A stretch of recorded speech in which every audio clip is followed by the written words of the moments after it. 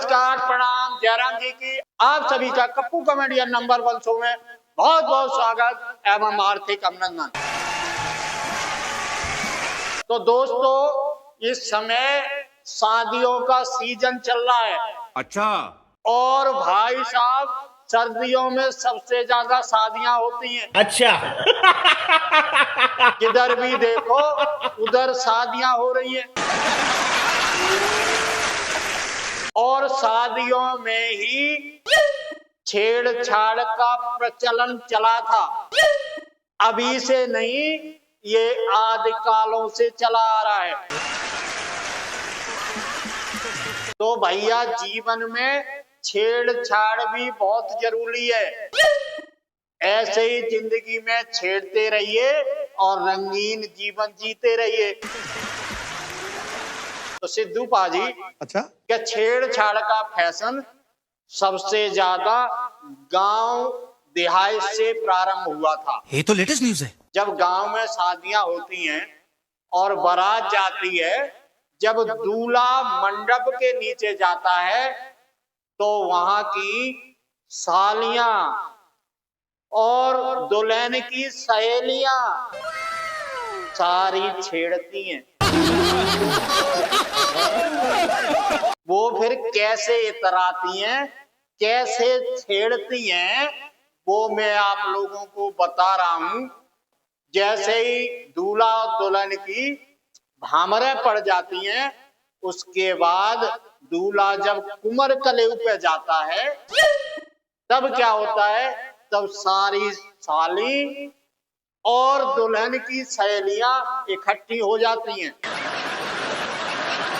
और दूल्हे के बैठने के लिए चारपाई डाल देती हैं। और कोई कोई तो लड़कियां क्या करती हैं, उसके पीछे से सुई और धागे से बिस्तर पूरा पीछे से टांक देती हैं। हर तरह से दूल्हे को परेशान करती हैं, तरह तरह की मजाक करती हैं। दूल्हा बेचारा परेशान हो जाता है। दूल्हा कुमर कलेऊ पे जाता है तो दूल्हे के लिए चारपाई डाल दी जाती है और क्या करती हैं, उसके नीचे पेटीकोट वगैरह बिछा देती हैं। अगर दूल्हा समझदार होता है तो उसको बिस्तर के नीचे से बिस्तर पहले हटाता है, चारपाई खड़ी कर देता है, सारे कपड़े पेटीकोट को हटा देता है। और जो नहीं जानता है तो उसी पे बैठ जाता है। और जब बैठ जाता है तो फिर वो वहां की सहेलियां, सालियां, लड़कियां सारा मजाक बनाती हैं, बहुत बेचारे को परेशान करती हैं। फिर जब वो दूल्हा खाना खाने लग जाता है, तब तक साली जूता चुरा लेती है और जूता चुरा के दूल्हा से बोलती है, जीजा जी, जीजा जी, मैंने तुम्हारा जूता चुराया है, तुम्हारा मैंने जूता चुराया है, जूता चुराई दो, जूता चुराई दो, देना पड़ेगा, देना पड़ेगा, जूता चुराई, देना पड़ेगा, देना पड़ेगा, देना पड़ेगा, देना पड़ेगा। अब वो दूल्हा क्या करता है, दूल्हा रसगुल्ला पकड़ाता है, ले साली रसगुल्ला खाए ले। जब दूल्हा साली को रसगुल्ला देता है तो साली इतराती है, मैं नहीं खाऊंगी, मैं नहीं खाऊंगी, मैं रसगुल्ला नहीं खाऊंगी, जीजा मैं रसगुल्ला नहीं खाऊंगी, मुझे तो जूता चुराई दो, मुझे तो जूता चुराई दो। रसगुल्ला तुम उनको ही खिला देना, मेरी बहन निशा दीदी को खिला देना, मैं रसगुल्ला नहीं खाऊंगी, मैं तो पैसे ही लूंगी जूता चुराई के। तो भैया साली जीजा से बहुत झगड़ती हैं। कितना भी जीजा मनाने की कोशिश कर ले, जल्दी से मानती नहीं है साली। मैं नहीं खाऊंगी रसगुल्ला, मैं तुमसे बात नहीं करूंगी, मैं जा रही हूँ। और उस दिन जीजा इतना शरीफ बना होता है जैसे सीधी सादी गाय का सीधा साधा बछड़ा। पर मन ही मन में अंदर अंदर वो सोचता है कि अगर मैं आज शादी के बंधन में नहीं बंधा होता तो साली तुम्हें अब तक पटाकर मैं भगा ले जाता।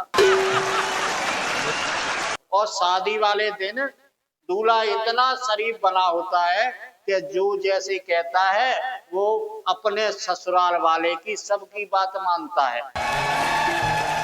और जैसे भी कोई कह दे कि बेटा इधर आ जाओ जी, बेटा इधर बैठ जाओ जी, बेटा ये तुम्हारी बड़ी मौसी जी, मौसी जी जी, बेटा ये तुम्हारी दादी जी, दादी जी, बेटा यहाँ आ जाओ जी, बेटा यहाँ गटर है इसमें बैठ जाओ। तो जैसे भी कोई कह दे बेचारा वैसे ही काम उस दिन दूल्हा करता है। और इधर छेड़ाखानी जब तक चलती है तब तक उस दुल्हन की सहेली गांव की छतों पे चढ़ जाती है और सीधे गुलाब फेंकने लग जाती है दूल्हे के ऊपर, और फूल फेंकती जाएंगी और बोलेंगी जीजू जीजू क्या फूल फेंका, किसने फेंका जीजू, किसने फेंका,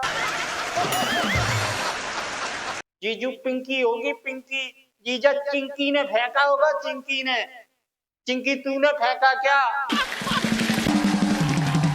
चिंकी जीजा के ऊपर फूल तूने फेंका क्या, चिंकी मैं क्यों फेंकूंगी जीजा के ऊपर फूल, मैं क्यों फेंकूंगी जीजा के ऊपर फूल,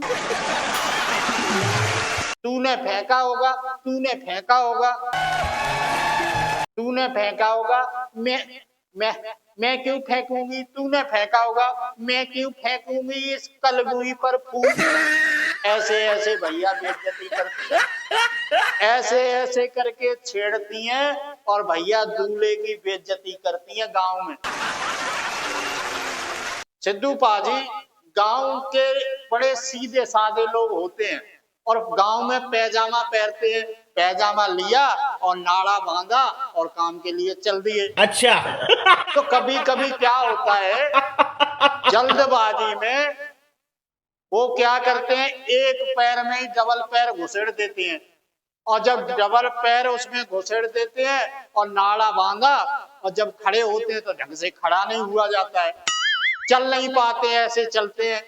अब वो सोचते हैं कि मैं यार सुबह तक तो ठीक था, अब क्या हो गया, मैं चल भी नहीं पा रहा हूं। इधर देखते हैं, पीछे देखते हैं, आगे देखते हैं, चारों तरफ देखते हैं, कहते हैं क्या हो गया यार, मैं सुबह तक तो ठीक था, क्या लकवा मार गया। अब जैसे ही उनकी पत्नी देख लेती है और वो देखते ही आई, अब फटाक दी से कौन आई, ए जी सुनते हो, अरे तुमने एक पैर में दो पैर घुसेड़ दिए तो चल कैसे पाओगे। अरे जो सामान जहाँ है वहीं रखो जी, तब तो ठीक रहेगा, जिस जगह पर रखना चाहिए उसी साइड में रखो ना। और जब कोई शादी ब्याह होता है और गांव के नजदीक बारात जाती है तो कुछ लोग क्या करते हैं, लुंगी में ही चल देते हैं, कहते हैं थोड़ी दूर तो जाना ही है, पैंट क्यों खराब करें, गंदी हो जाएगी धुंध मट्टी में, तो बेचारे लुंगी बांध के चल देते हैं, सोचते हैं रात का तो टाइम है ही, कौन देखेगा, रात में ही खाना खा के चले आएंगे। और जब वो चले जाते हैं और फिर वो क्या करते हैं, कोई अगर दारू पिलाने वाला उनको मिल गया और उनको कहीं एक दो पैक पिला दिए तो भाई साहब वो इस कदर नाचते हैं, इस कदर नाचते हैं, उनको पता ही नहीं होता कि हमारी लुंगी कब नीचे खुल के गिर गई, सिर्फ अंडरवियर रह जाता है, लुंगी उनके खुल के नीचे गिर जाती है। अच्छा, कुछ लोग होते हैं जो फैशन में जाते हैं तो वो दो दो पॉकेट अपनी, एक इधर पॉकेट, एक इधर पॉकेट, एक इधर पॉकेट, तीन तीन पॉकेट अपने डलवा लेते हैं। और क्या करते हैं, अब एक तरफ तो रख लेंगे बंडल बीड़ी का, एक तरफ रख लेंगे गुटखा एक जेब में।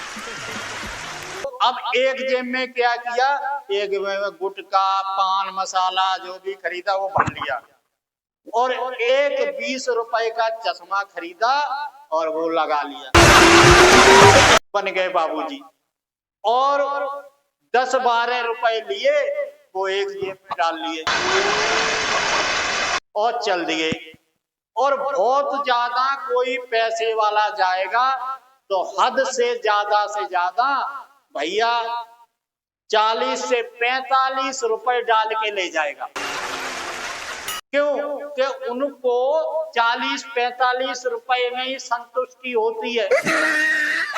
क्योंकि भाई साहब गांव में अनाज होता है, ज्यादा पैसा होता नहीं, ज्यादा पैसा देखा नहीं, तो वो 40-45 रुपए जो डाल के ले जाते हैं उनको बारात में जाने वाला सबसे पैसा वाले बारातिया मानते हैं। अब वो चले जाते हैं बारात में। अब जिसके पास 40 से 45 रुपए पड़े होते हैं उससे उनका दोस्त बोलता है, ओ भाई सुनता है, रात को ध्यान से रहना, तेरी जेब में 45 रुपए हैं, ध्यान से रख लियो, ऐसा न हो। क्यों कि बारात में लूट खसोट ज्यादा होती है, पैसा संभाल के रखना। पहले के समय में बारात में जो जाते थे वो 40 से 45 रुपए से ज्यादा नहीं ले जाते थे, क्योंकि ज्यादा पैसा उनके पास नहीं होता था। पहले जो लोग थे उनके पास अनाज वगैरह, अनाज तो बहुत होता था लेकिन पैसा बहुत कम होता था, इसलिए 40-45 रुपए इनके लिए बहुत ज्यादा हुआ करते थे। पहले के लोगों में बड़ा संतुष्टि रहती थी, उन्हें पैसे का संतुष्टि रहती थी, पैसे का लालच कम होता था। तो भैया ऐसे करके गांव में जो चलन चला था छेड़ा छाड़ी का, वो भाई साहब गांव की बारात और शादियों से चला था। इसी के साथ मैं आपसे विदा लेता हूं। नेक्स्ट वीडियो में आपसे फिर मिलेंगे, तब तक के लिए नमस्कार, प्रणाम, जयराम जी की।